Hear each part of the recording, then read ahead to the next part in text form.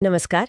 आज हम बात कर रहे हैं प्रधानमंत्री नरेंद्र मोदी की हालिया अर्जेंटीना यात्रा की, जो 4 और 5 जुलाई को हुई। जी। इस पर थोड़ी गहराई से बात करेंगे, समझने की कोशिश करेंगे कि इस दौरे में क्या खास रहा। जी। खास बात तो ये भी है कि 57 साल में ये पहली बार था कि कोई भारतीय प्रधानमंत्री द्विपक्षीय दौरे पर अर्जेंटीना गया। मतलब 1968 में इंदिरा गांधी गई थी। हाँ, ये 57 साल का जो गैप है ये अपने आप में बहुत कुछ कहता है। बिल्कुल। तो सवाल यही है कि अब ऐसा क्या बदला जो ये मुलाकात इतनी अहम हो गई। देखिए, वैश्विक समीकरण बदल रहे हैं और खासकर जो ग्लोबल साउथ है, मतलब विकासशील देश, उनके बीच सहयोग बढ़ाने पर अब जोर है। तो उस लिहाज से ये यात्रा काफी महत्वपूर्ण हो जाती है। अच्छा। तो इस यात्रा के केंद्र में क्या था?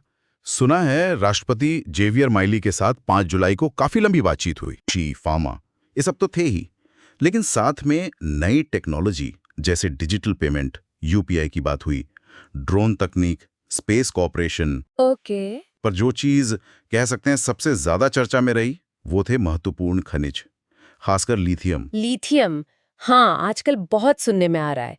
इलेक्ट्रिक गाड़ियों की बैटरी, क्लीन एनर्जी। बिल्कुल। और अर्जेंटीना तो दुनिया के उस लिथियम ट्रायंगल का हिस्सा है जहां इसके बहुत बड़े भंडार हैं।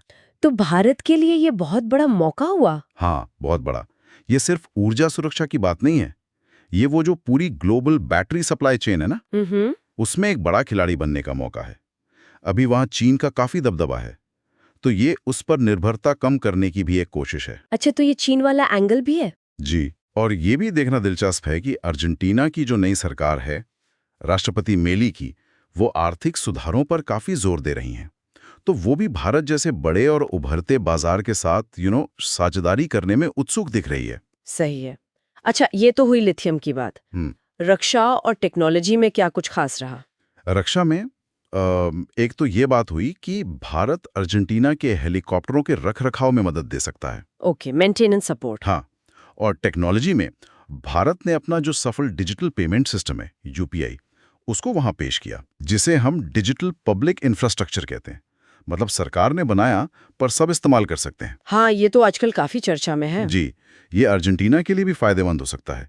फिर कृषि पर एक जॉइंट वर्किंग ग्रुप बनाने की बात हुई और फार्मा दवाइयों को अर्जेंटीना के बाजार में जल्दी मंजूरी दिलाने पर भी सहमति बनी। तो काफी सारे ठोस समझौते हुए लगते हैं, भविष्य को ध्यान में रखकर। हाँ, बिल्कुल। लेकिन कूटनीति में सिर्फ समझौते नहीं होते, वो जो प्रतीकात्मक चीजें होती हैं, उनका भी अपना महत्व होता है। हाँ हाँ, बिल्कुल। प्रतीक बहुत जरूरी होते हैं।